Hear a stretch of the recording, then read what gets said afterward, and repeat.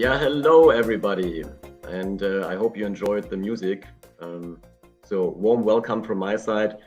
Thanks to all of you for taking your time and joining us today in our virtual panel discussion. So my name is Jannis Stemmann from CyberCompare, and I'm really honored and thrilled to have our three special guests, our guest speakers today, and I'm going to shortly introduce them to you also. So coming from left to right, at least on my screens here, Ralf Garrecht. So Ralf is Chief Information Security Officer for Fresenius. I think Fresenius, all of you know, right, is one of the largest corporates in the world. So about 300,000 employees, global leadership in, for example, healthcare, hospitals, pharma, medical technology. And Ralf also has a very distinguished career already in IT under his belt. So previously worked, for example, with Nord Stream and BASF. And really great to have you with us today, Ralf. Thanks a lot. And then next upcoming, we have John Grunnen. So John is Vice President and globally responsible for IT at Hurtigruten in Norway. I hope I'm pronouncing it correctly. And I think Hurtigruten is a really fascinating company, very special, right? So you have about 2,000 employees and operating coastal shipping routes. So shipping in Norway for passenger cruises, but also mail and cargo. And John also has a very long and successful career in consulting behind him already. And you also were the recovery lead for Hurtigruten during a cyber attack. So thank you very much, John, for taking the time today. Really great to have you with us. And then we have Bartek Blaicke, right? So actually called Bartek, formerly Bartosz. And Bartek is the Chief Information Security Officer for Refresco. So it's a Dutch giant in the beverage industry. I read that you're producing about 12 billion liters of beverages every year, so it's amazing. And Refresco, I think, is also the worldwide largest independent bottler at all, right, of beverages. About 10,000 employees. And I'm personally surprised that Bartek still has some hair on his head because he worked for 10 years for McKinsey, of course, also in the cybersecurity practice there. So thank you very much for joining, Bartek. Really fantastic. With this then, I'm supposed to tell you also that we will be running some polls today. Yeah, so it will be kind of interactive and immersive. So I hope you have your phones ready, but not for reading emails, at least not during the session, right? But for participating in the polls. And also, of course, just like the last time, right? Feel free to ask any questions during the panel discussion. So it's basically we just type them in the Q&A box next to the screen, and the questions then will be monitored, answered as much as possible during the event. And then, of course, later on after the panel discussion, we'll also have fireside chats upcoming. So let's maybe start with the first topic. So challenges and trends in the cybersecurity industry. So maybe starting with you, Ralf, right? So which challenges do you see coming up right now? Also maybe especially from your own experience, right? So coming from the general and more going to the more specific. What is your perspective there? Yeah, thanks for the question and thanks for having me. Challenges. The best answer is probably a few.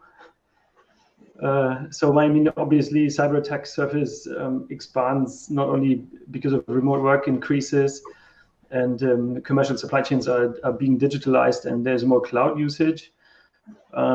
Next to that, we also have, let's say, some development in the threat landscape. I mean, obviously, we're all aware of ransomware, not only the starting point of encrypting stuff, but now talking about triple or quadruple extortions. And this is probably becoming a most common type of attack. Yeah, not saying that we're also, let's say, in our sector, having some touch points with these nice friends.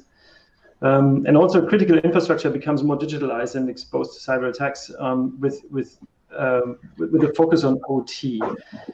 And if you look at that companies potentially still do not fully know their dynamic attack surface and footprint, however, further digitalizing, but building a strong foundation of resilience and secure architecture is still often overlooked. I think that is in summary good starting point of challenges we have. Already enough on the plate, exactly. So maybe now we try the polling function, and to ask you in the audience, what do you see as some of the biggest challenges right now? So I think you should see a QR code now. Hopefully this is more or less self-explanatory and also works smoothly. Otherwise, just let us know. So let's have a look at the result. I think the first time always takes a bit longer, right, until everybody basically is set up there. Cool, it works.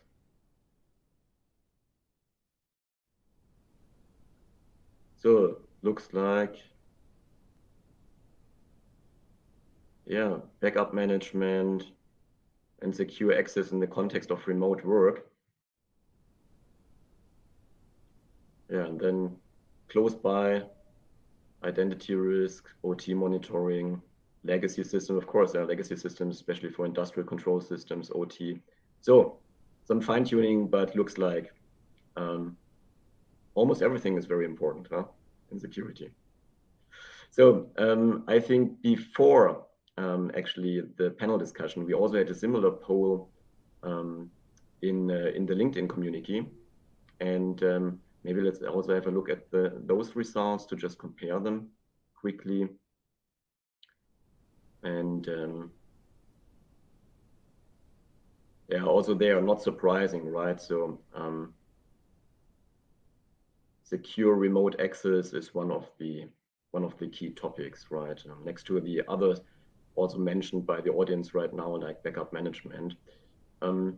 Maybe John, from your side, what is your view, right? Remote work, maybe also what was the experience at Hurtigruten during the pandemic? What were some actions which you took? What is your current view on security for remote access? Yeah, thank you for having me here. And I'll try to answer my best. I think the new normal hit us and everybody else overnight, and it did create some challenges. In particular, the scaling of secure remote access solutions, VPN servers, virtualization environments, and the performance of those was something we struggled with. We had limited access based on physical location parameters, and we had local distribution of secure client image. Now these suddenly became less relevant. We must remember that this was a time of uncertainty, and everyone felt stressed not knowing what was around the corner. So this also creates an opportunity for a hacker, as it becomes more difficult for us to communicate this is official and this is not an official thing. And everyone in this period tried to help themselves, which also meant introducing new services, maybe under the radar, on the side, and we're, as IT, running after them to try to integrate them and make sure they are safe. When people are in this situation and we're trying to onboard the new digital meeting conference tools or new digital tools remotely, sitting at their own home, trying to get help via phone or via digital tools, this becomes challenging. And remember here that we're a company with employees spread out globally. We have ships all over the place, from Antarctica to Arctica to all around the American coasts and in Norway as well. And when we got this message and when the pandemic hit us, then suddenly our crew was unable to travel home. They were stuck on our ship. And that increases the need and the desperation for them to get in touch with the loved ones at home, which again then opens up for a hacker taking an advantage of that and trying to fool them through phishing or tailored attacks. Understand. And Bartek, from your side, any special points, maybe also what are essential steps which you have taken or which you would recommend in order to secure remote access? Yeah, sure. There are a few, but first of all, let me also thank you for having me. It's a pleasure to be among the group and have this discussion. And I think all of us, as part of that shift to remote work, for all the organizations that did not have, let's say, MFA in place or proper authentication of the users, I think that was together with scaling up VPN connectivity. Those were some of the things that many of the organizations ramped up as everyone embraced that sudden remote work mode. And that's been, I think, one of the key elements that should be in place already.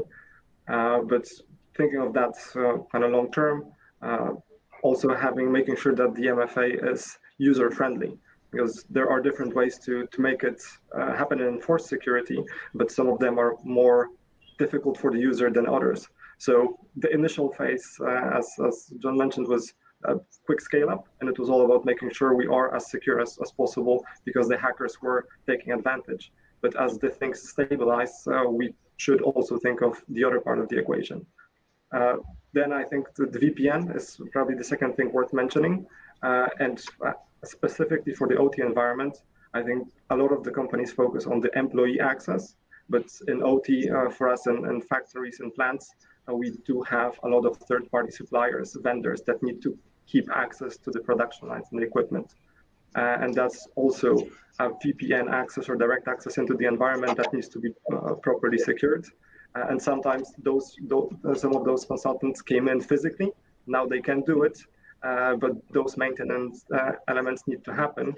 So operations engineering teams also need to be involved and make sure that they provide that proper secure access rather than just open something up because it's easy, but that will introduce more threats into the environment. And I think last but not least, as everyone works from home on their laptops, on their mobiles, the endpoint security also needs to scale beyond the office. Like historically, we had the firewall, the perimeter that could control the traffic, filter what's coming in. Now you need to have the same type of capabilities on individual endpoints and control use mobile device management on your mobile devices, have policy enforcement elements on the endpoints, or even going all the way to, let's say, EDR, auto patching, and making sure that the reaction time there are also as quick as possible. Good. Thanks a lot for sharing these insights. Maybe Ralf, from your side, right? I think one aspect of security is also to share responsibility, right? So not to make this only an IT event, basically, but to include employees or involve our employees and colleagues there. Any thoughts on this? What is the best way to do this? There's probably not this just one way of doing it. However, I think employees need to understand, or companies need to understand, that security is everybody's job. Full stop. Yeah. For example, we manage people as an own so-called risk domain next to enterprise IT, OT, IoT, product security, operations of health facilities. And I think employees must understand that they can make a fundamental difference, being aware of their role in the overall concept. Yeah. So if we look, for instance, as we said, one of the main issues or challenges we have is the increasing number of ransomware attacks. And next to RDP as a technical entry point, phishing, for instance, was the #1 entry point for ransomware. So this is basically why you really need to take care of employees, as they can be a very helpful sensor to detect behavior or suspicious behavior very early in the kill chain. I would even go that far to say not addressing employees or people in a cybersecurity program today is, to my mind, gross negligent. Understand. Yeah, good point. Well, let's maybe move on to the next topic or the next agenda point, right? So top basic protective measures. So we're coming from the more basic stuff to the more advanced stuff, and yeah, maybe John, from your perspective, right? What are, I know generalizations are always difficult, but what are, from your point of view, the top basic protective measures in terms of security? Good question, and it's a huge question because of what's basic, what's advanced here. But if you're referring to kind of only the top ones, there are probably statistics on this, but I would say, as Ralf mentioned, employee awareness, training and tracking, setting the right processes in place to make sure that you're not only pushing the training, but they're actually doing it, and that you're following up if they're not done right. Otherwise, you'll come nowhere. Then next, patch management and vulnerability scanning, making sure that you're on top at all time, have the right processes to patch as quickly as required, have a full understanding of your environment there. That leads me to the next one, I would say, is asset and risk management.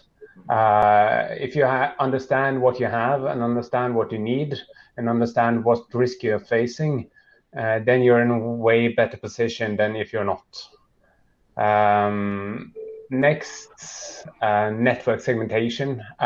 Try to limit what an attacker can get access to, slow down lateral movements, try to make it difficult to navigate in your system if that person is there. Definitely worth a look. And then at last, proper access management solutions. We talked about MFA or things like that. That should be quite basic, in my opinion. So that's what I would call the first line of defense.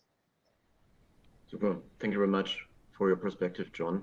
Yeah, then let's use this opportunity to start our second poll. Huh? So question to you in the audience also, right? What do you see personally as your most effective basic security controls, right? What is basically, yeah, must have for everybody?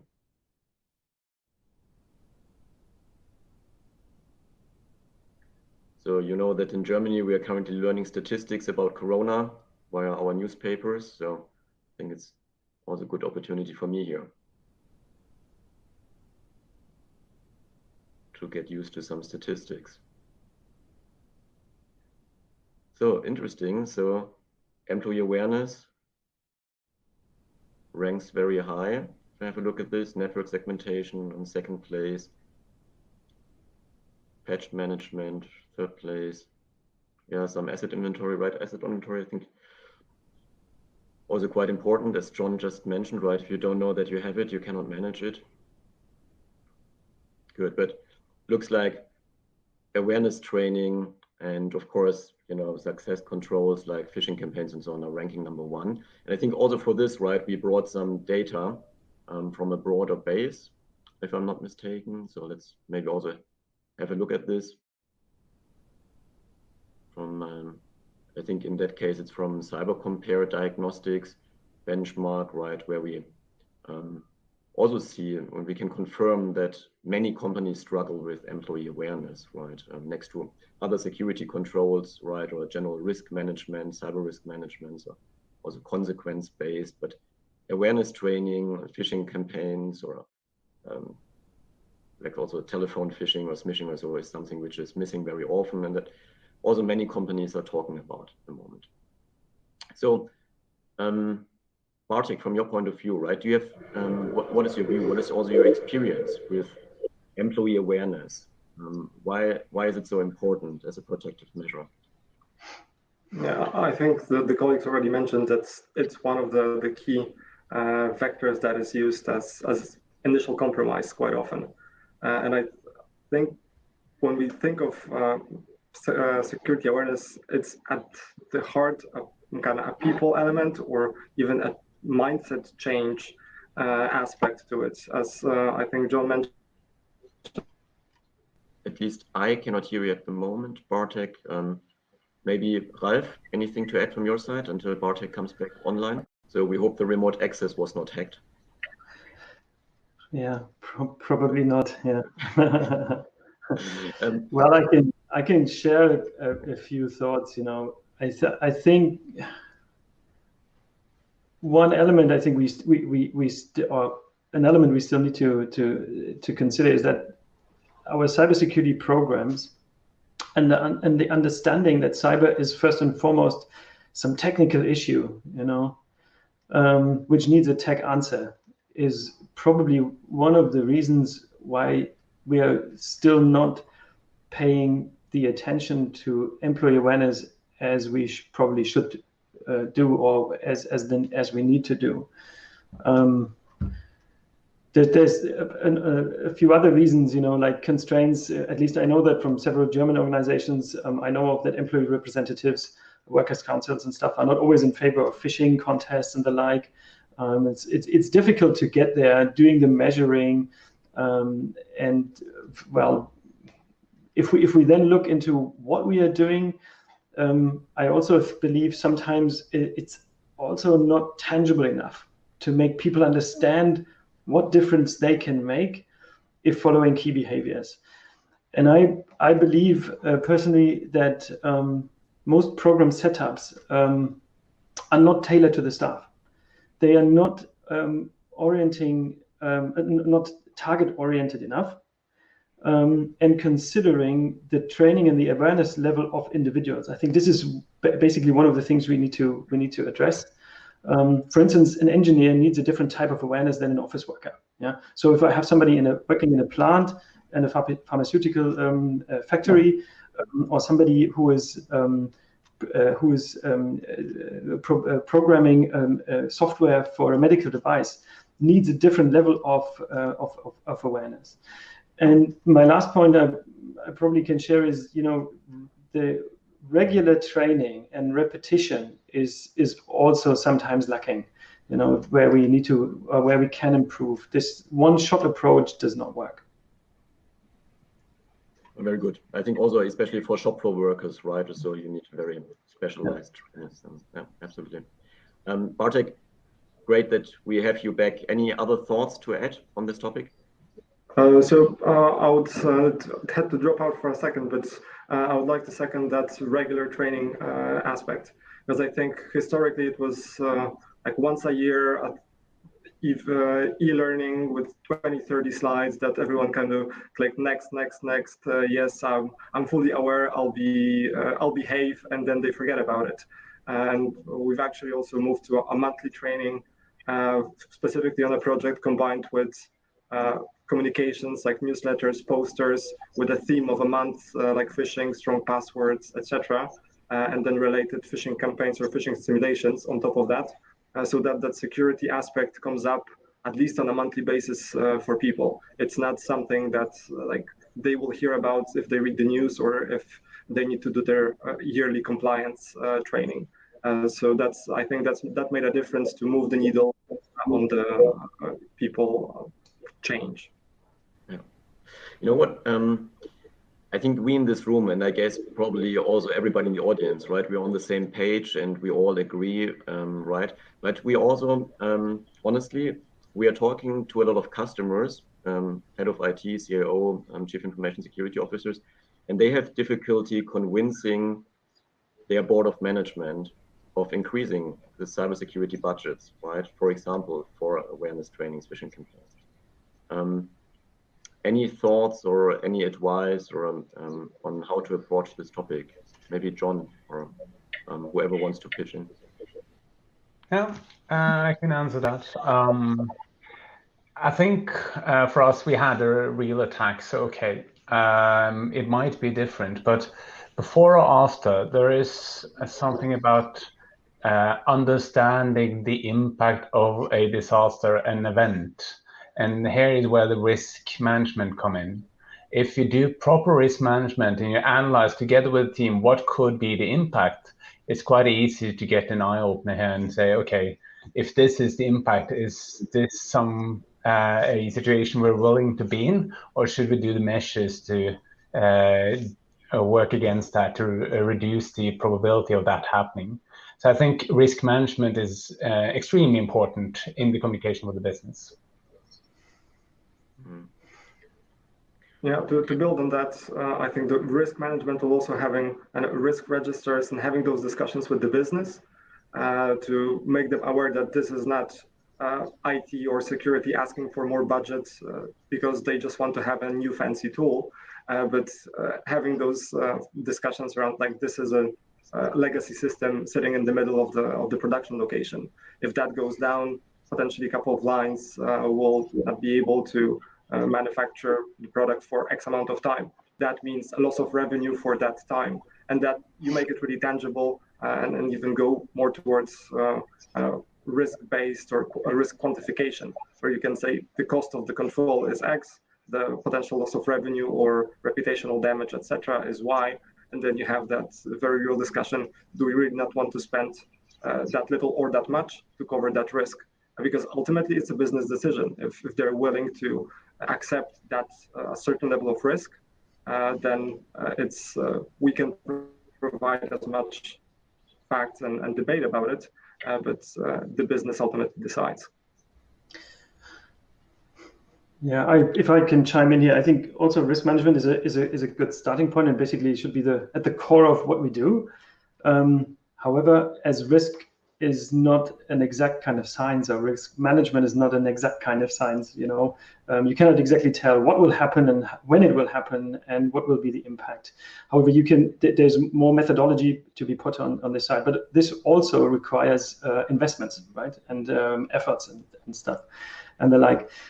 I bet, and I'm coming from a time when security, or started in security, let's say, when we did not have everyday attacks and impacts. We can read that from the general press. And what I believe is still helping is making it tangible, right? Showing it, doing red team assessments, doing some real risk assessments, showing people, that their credentials are stolen, and then use them and show, let's say, in a showcase kind of environment, that what could happen, very tangible to a company itself. Honestly, I believe this is potentially the best way of getting out of the situation, to be always in this pretender mode, and always react only when something happens. I think we need to look at cybersecurity more in a strategic way, not in a reactive way. And this is only the only way I found, to be honest, is showing it and making it tangible. Yeah, I think, Ralf, this is extremely interesting, right? Because I also think that for a head of IT, it's really difficult to explain what will be the likelihood reduction of an attack, right? So by how much will you reduce the likelihood of an attack by introducing a new security control, right? And using a penetration test or a team or so sometimes really helps. That's absolutely clear. Maybe also a question to all three of you, right? If any thoughts come to mind. I mean, we all know, right, that the security budgets in general across all companies are increasing. So there might be some exceptions for individual companies, but in general, security budgets go up every year. At the same time, number of attacks or severity of attacks is not going down, it's also increasing. So what does this mean? I mean, are all those security controls in the end not effective, or? I try and answer. This is an evolving kind of environment, and it's highly dynamic. I think we just need to accept that. And we are always talking, and you also, Jannis, had the question, what kind of baseline security measures do you need to put in place? And ask that question, just in your mind. Just ask that question 20 years ago. Maybe a firewall and an antivirus would be a good solution, right? Would be a good baseline. As of today, I think we all agree this is not. So 10 years ago, I was discussing, and I think, John, you said that, MFA, how difficult this is, and it's a very advanced kind of measure. It's a baseline measure today. So everything which is it's seen as an advanced measure today is a baseline tomorrow. I think we just need to accept that. Security is what was always said, is to be seen, not to be seen as a project, but as a process. I would disagree. Today, I would say it's to be seen as a product. And there's a good analogy probably to the car industry. We have more cars on the street, we have more traffic, but we still have, and this is how we need to see that, we have less dead people because we were also investing at the same time in the safety. And this is the same thing I think we need to do in the security area. we have, let's say, more attack surface, we have more attacks, but we should obviously work on having less impact in the future and develop our product. And to put a different angle to that question, as we are investing in defense capabilities, the threat actors are also developing their own capabilities as well. And I typically like to use an example of deep fakes by now that are starting to show up also in attacks based on audio, most likely soon also on video. That's like we will need to somehow defend against. So it's an arms race on both ends, and it will continue that way. There is no perfect security, and whatever we patch or implement, the other side will try to find ways around it, and then it's the same game all over again in a different environment or in a different context. Yeah, I could not agree more. So maybe a provocative question. I know it's very controversial, right? What about radical new approaches? Like, sometimes there's a discussion on banning cryptocurrency trading because the ransomware payments are typically made in cryptocurrency, or also not permitting companies to pay any ransomware anymore, right? So basically to shut this business model down. Any thoughts on this? I don't think it's realistic. You can try, but it goes to what's already said, that it's a game that continues evolving. So, okay, you can ban one and then something else is up tomorrow. You can try to legislate this in Europe and then there's a big market in America. So I think we'll need to face that challenge, and we need to admit that we can't legislate our way out of this. Maybe we can reduce the impact some, but legislation is probably not the mean here, in my opinion, because the criminals here are not very interested in legislation anyway, and the only thing that would really impact that is if you're in a desperate situation, see that, okay, I'll follow the legislation because that's something I need to do, but behind the scenes you pay anyway. Because you need to get your data back or whatever it means. So I don't really see that as the way forward, being deterrent or anything else, Bitcoin or anything else. Okay. No, I agree, John. I would probably add that, and you probably touched a little bit on this one, I think a strong relationship between public and public-private partnership in this regard is anyway helpful. But legislation on its own and to try to dry out, let's say, Bitcoin trading and stuff, there will be other ways found, how to make people pay. Yeah, indeed. So and all the Bitcoin owners are relieved. Yeah, it depends on where the Bitcoins are coming from, because we've also, thinking of like private-public partnership, we've seen some of the governments cooperate in terms of attribution and trying to shut down some of the more prominent ransomware gangs or some of the threat actors. So I think that might be a way that will help to alleviate, or at least make it more risky to play in that business, and only the more advanced actors, let's say, will then continue to be, but that will at least limit the number of companies that would get hit on a global basis, hopefully. But it's difficult to say what would actually work, and topics of attribution and those kinds of things and legislation have been around for years, and not much has really changed or worked. Yeah, there's no good solution as far as I know. That's right. Well, Bartek, you already mentioned advanced actors, and Ralf, you mentioned advanced security controls. So I think it's an excellent segue to our next topic, basically, advanced controls. And maybe again we start with a poll from the audience. So again, in your opinion, what are the most relevant advanced protective measures? So thinking of I think now what we call zero trust, right? Before was least privilege access or cloud security, CM, SOC. application whitelisting, third-party risk management, I think was one of the options there. Maybe also from the audience would be interesting, right? Have there been certain situations where you would have wished that you had implemented an advanced solution earlier, right? In hindsight, or where with more experience you realized that some solutions were actually less effective than what you would have expected out of it. So if any example comes to mind or any comments, so please also feel free to use the Q&A box then. So I'm just having a look at the dynamic chart here.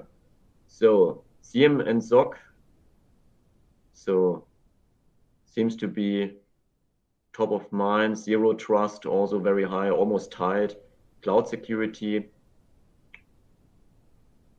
less so, and third-party risk management is also interesting, right? The third-party risk management is not in the focus. Always think it's interesting, right? The requirement specification towards software and hardware which we buy. So we also brought some data for this one, of course. So SIEM and SOC, yeah, very interesting, right? I think it's actually two of the more expensive solutions, if you have a look, I think, in general, in the total landscape of security controls, although they are becoming more and more affordable. And I think why do they become more affordable, just from, let's say, our point of view, but feel free to chip in also, is I think on the one hand, there is actually a lot of competition by vendors and also managed security service providers in this field. And then there is clearly, there are economies of scale, right, for managed security operations centers by doing this for lots of companies. And then the SIEM solutions, of course, are software as a service, at least to a large extent. So I think also for medium-sized businesses, they're becoming more and more affordable. Yeah, maybe Ralf, starting with you, right? Healthcare industry, SIEM penetration there is expected to grow a lot. Why do you believe this is the case, or any comments from your side on this? Yeah, if you believe some latest research, healthcare sector and manufacturing are increasingly on the list of adversaries. At least that's what I realized personally also. And the whole sector, not only in Germany under Kritis, is more and more seen as a public critical infrastructure. Healthcare goes digital, and on top of that, the whole healthcare sector comprises of a complex ecosystem of private and public organizations, spanning from healthcare goods and services, medical equipment, providing social assistance, pharmaceutical manufacturing, health insurance companies, diagnostics, you name it. And the whole supply chain possesses also highly valuable and very confidential data, very private pieces. And it's itself, the value chain, the supply chain, I mean, is very complex and sometimes even relying on instant delivery. So I made the comment, the advanced measure from yesterday is the new normal and the new baseline of tomorrow, of today. And therefore the SIEM system really helps to monitor the whole value chain and therefore plays a key role in our sector. But SIEM itself as a technical solution obviously is not enough, right? This is exactly why SOC SIEM always need to go hand in hand, as 24/7 is most important. And I can just tell you almost all latest attacks we've seen, especially from ransomware gangs, are done outside of office hours. So we are thinking even of a change of work times for cyber defense centers and move the weekend from Monday to Wednesday. Interesting. Maybe John, from your point of view, right? How can an organization see, okay, now is the right point in time to consider SIEM and a managed SOC, especially for the 24/7 service, or any indicators there? Yeah, I think we're touched upon it, and it's about maturity, I would say. So you need to build this brick by brick, and SIEM is something you'll need, but you'll also need the capacity and understanding to operate it. SOC is definitely something you'll need at some point to make sure that you are in control 24/7. We also have an experience, as Ralf has mentioned, with out of office hours attack, and that's becoming more and more normal. So either you staff for 24/7 or you hire in some SOC support to help you out here. But you need to be sufficiently mature. You need to have the right foundation here before you think of these advanced measures.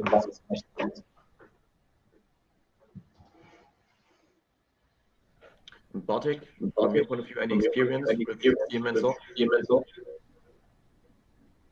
So overall, I think we've got a bit of an echo, and it's getting better now. Okay.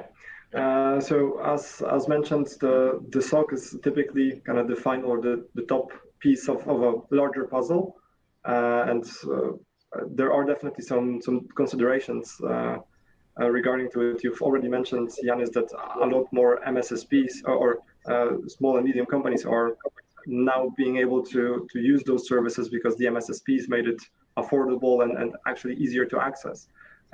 Because historically, typically, a CM platform was an in-house solution managed by the security team, with the SOC team also bolted on top of that.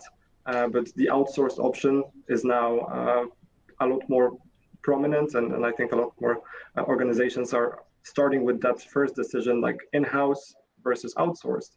And even if in-house, then maybe not all of the SOC functions need to be fully kept in-house. The analysts definitely, but let's say, for example, red teaming could be done by an external party. You don't have to keep those resources in-house to be able to feed those things into your platform. And then kind of on the outsource side, there are very different flavors to it as well. You can kind of go from 24/7 full set of analysts sitting and follow the sun model, so having a couple of locations that make sure that there is that 24/7 coverage. But on the opposite end, you also have some of the solution providers that actually they bolt on a type of a very small SOC or an analyst looking at the alerts coming from, let's say, an EDR, XDR platform as part of a product subscription. So for the smallest organizations, you might even go for something like that, adding more capabilities on the technical side, but also having that additional analyst or someone that can react 24/7 based on the product itself. So the SOC discussions, and I think that the SIEM are quite difficult and very specific to an organization, because there's a lot of different elements that need to be taken into account that needs to fit for a specific requirements or the risk profile, as we were discussing before, to really bring a lot of value rather than just be a way that someone spends some of the security budgets and thinks, oh, like I have a SOC. Someone's looking at something 24/7 and then we're secure. But it's not as easy as that. I think it's an excellent point, Bartek. Maybe from your point of view, right? I'm sure there are people in the audience, because almost every day we are talking to IT managers, and they're considering implementing CM and buying managed SOC services and so on. How should they think about, time to implement this, for the baselining, also to keep it running in a stable mode? And also, how should they think about internal resources, right? Even if they outsource all the monitoring and management, what's the right way to look at this? The short answer is it depends, because it really depends on the organization. But taking Refresco as an example, we operate as a holding group. So we have business units responsible for each country. So for us, the important part was that interaction point between the local IT and security resources and the central SOC team that has the knowledge, can make the correlations also between business units, see what's going on, but then be able to really support the local business and the local functions to make the necessary remediation changes and things that need to happen beyond the basic blocking of an IP address or deleting the phishing emails. As mentioned, depending on the needs, you can scale those local resources, but there's definitely a need for someone like a SOC manager to a certain degree. Even if you're outsourcing, that will be that link between the partner and the business. And you can play with the contracts and the vendors to find the right way of interaction, but you definitely need someone to play that role. It's at least from my experience, it never is just a fully managed service by a third party. Even if that's an MDR, so managed detection and response, it will need interfaces into the business. It will need more than just someone from the outside trying to figure out what's going on. Because in many cases, to an outside party, it could be considered a threat, but maybe there is a very specific use case internally that's happening once a quarter that is actually legitimate, and without that local connection, it will be very difficult for them to understand that. I would totally agree with you, Bartek. I think, Jannis, you asked the question of timing, and I would also like to chime in what Bartek said. I am also not a friend of these concepts to say, okay, you can completely outsource it and you make it a problem of a service provider. This doesn't work. Because the link between business and these monitoring services needs to be done. It always requires business context in the end, especially when something happens. So at least, let's say, an incident response service. So when really something happens, someone who is managing these kind of contacts, who is the mirror into the internal organization, are absolutely important. Yeah. Without this, I bet this will be a bit of money thrown out of the window, if you want. Yeah. And the question of getting it implemented, as Bartek said, I think it depends. As a rule of thumb, I think setting something up, you probably need some 6 months plus, and then there is a long phase of maturing. So you need to develop use cases. You need to understand the organization. You need to get rid of false positives, false negatives, and all these kind of stuff until this whole thing is stable. And all in all, I would say a good basic maturity you could probably reach after 1.5 years. Absolutely, it's also our experience. John, anything from your side, maybe in your experience, or a SOC, CM, anything to add there? No, I think I concur, of course, and as I mentioned in the beginning here, it's from our perspective, it's a matter of maturity, taking brick by brick, taking this stepwise, and it takes time. And understanding the capacity needed internally and externally is something you understand as you go down the road. I have no trust in going external with all services, because there is something about the internal employees understanding their own company. Either that is business or IT, it needs to be internally anchored. So one way or another, it's going to be a mix. The question is, what is this mix going to be?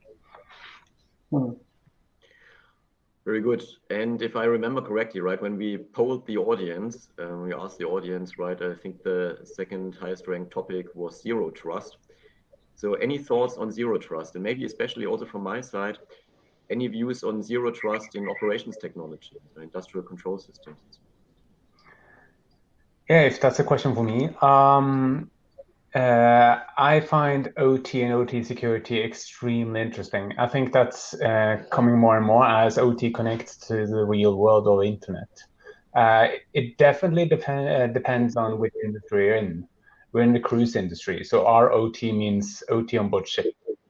And we're in a situation where OT could be disconnected physically from the internet because of maturity in the industry.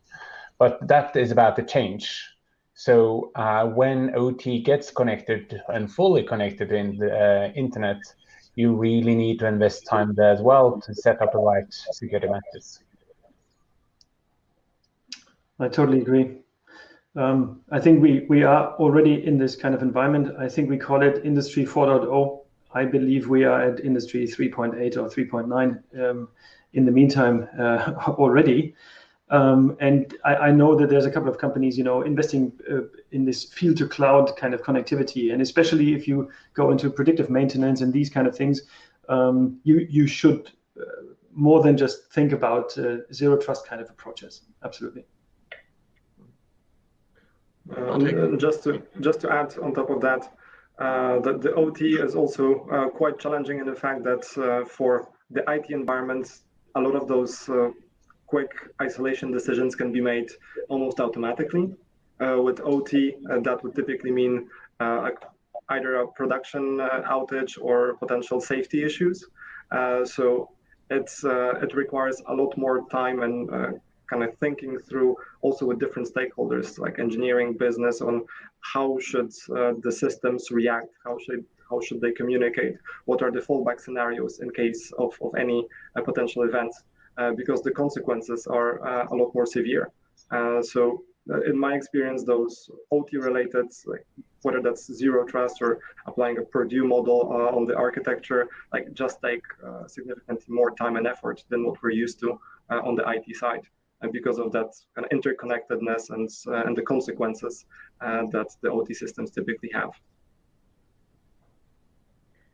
Okay, so lots of more that I would like to ask you, but I think we'll move on to questions from the audience. Also very interesting. So Q&A.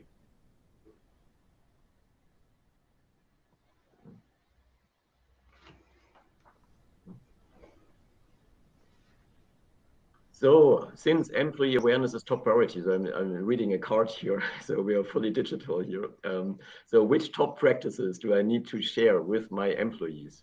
So I start with you, Ralf.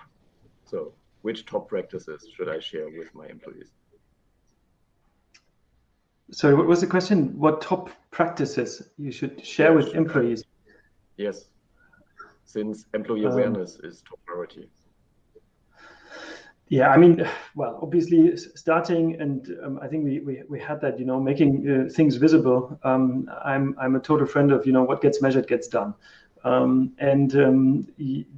can, with regards to employee awareness, for instance, if you start with, I think the typical phishing contest is probably a good starting point. The good thing is also you can measure it, and you can also show very nicely, that you always will have somebody who is clicking.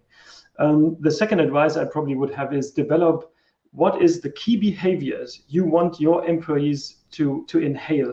And if you wake them up in the night at 2 o'clock in the morning, and you ask them what is your key behavior, they should know it. I think a good set of, 5, 6, 7 key behaviors. This is absolutely crucial. Cool. To just add on that, because what I've also seen in the past, like some behavior. So let's take that phishing aspect or strong passwords or like password hygiene. Depending on the organization and potentially if there were different breaches in the past, some of those behaviors are already kind of well ingrained, and maybe there was a pizza delivery guy that looked at a password that was posted on a screen. So that clear desk policy has been enforced and hammered into the organization for years. But maybe that phishing aspect or vishing, smishing is something that those guys never heard of. So also starting that awareness program with a bit of understanding, whether that's a quick survey through a representative sample of the organization or just discussions, like which behaviors should we focus on? Like what's our either key risk or the thing that we believe is the biggest risk, and kind of pushing the program towards that angle, because otherwise you might get the comment, so I've seen those things in the past. Of course, I know I'm not supposed to click on a suspicious link. So tailoring that to an individual organization and the needs rather than just taking a program out of the internet and just kind of sharing that as is would typically have a much better adoption rate. Yeah, I guess I'm not supposed to tell you this, but at Bosch we also somehow found operators using our machines to play computer games. I don't know how they managed to do this too. so on the shop floor, right? But yeah, users are very creative. Exactly. Yeah. So next question. So CM apparently some members of our audience are very interested in this. Any advice on how should the implementation be approached, right? Any hints, practical tips or so, maybe anecdotes which you can share or mistakes which others should avoid? Yeah, I can start and the guys can chip in. But from my experience, if let's say we're talking about the CIEM platform, so kind of that first step, understanding kind of what the use cases are and the logs required to make those use cases work would be the first step. On one hand, because all of the vendors will typically ask what's the events per second or the amount of logs being generated, but at the end of the day, if you have a couple of things in mind that you know the CIEM should do initially, because it's, as Rolf mentioned, it will be a long process. So you won't onboard everything at the same time. But like each time you will add some additional log sources or files, there might be some false positives, some stabilization phase. So understanding the journey of what kind of logs, what kind of use cases do I need to have, and then kind of making a realistic roadmap out of that would be my initial advice if someone is at that early stage as of now. I can add something as well, and I think we're on to it. And it's for CM, it's quite easy to go too big too fast. And if you go too big too fast, you end up with losing control. So really understanding the pace that you're able to consume the service and understand the service and adapt it into your organization is key. Understanding why are we prioritizing this area? Is this due to a risk scenario that we're prioritizing monitoring and follow up with this area, or is it due to something else? How good is the involvement from the business? Is this something we do because we find it fun to have a complete monitoring, or is this something we do to make sure that the business is stable and that we monitor the right things? So it's I think it's important to take this gradually and to understand what you're doing and take a step back every now and a while to see that you're moving in the right direction. I like that, John. Yeah, probably the starting point is maybe the most difficult piece. If I just look back, I mean, still I believe a lot of adversaries, and I think we need to look at it from an adversary point of view, from our attackers, from our threat actors. They try to find a way into our networks. Obviously, laterally move, so they leave traces, and then they try to get to their ultimate target. So if it's ransomware, for instance, still very prone to work, is using the AD. So every use case around the AD as the center of gravity for building damage, I think is probably a good advice. And also the outside framework, like VPN logs and correlating them, and these kind of things, and then the very prone to be attacked kind of ways like RDP, SMBV1, and all these kind of things. What those gangs use, I think this is probably a good starting point. And then, as John said, always take a step back, think of, am I just overdoing, and is that still the right way?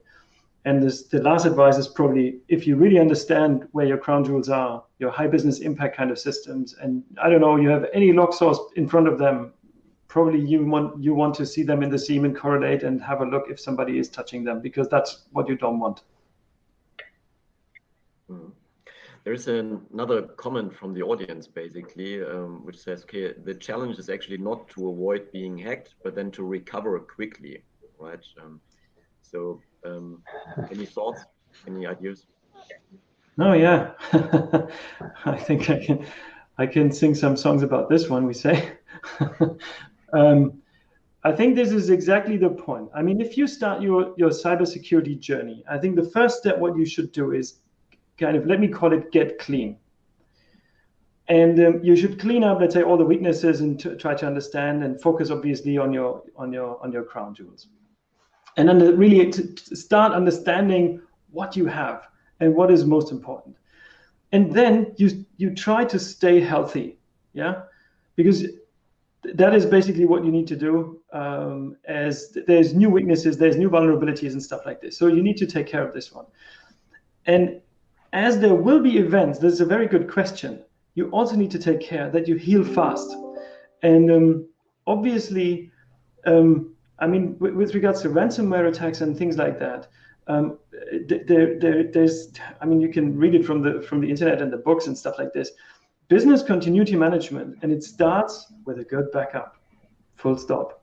Yeah, and you should also have partners in place so that if you have an event, you have somebody who can help you, who has some hands, who can, I don't know, reset up laptops if they are encrypted, who can manage to reset up servers and services based on backups and stuff like this.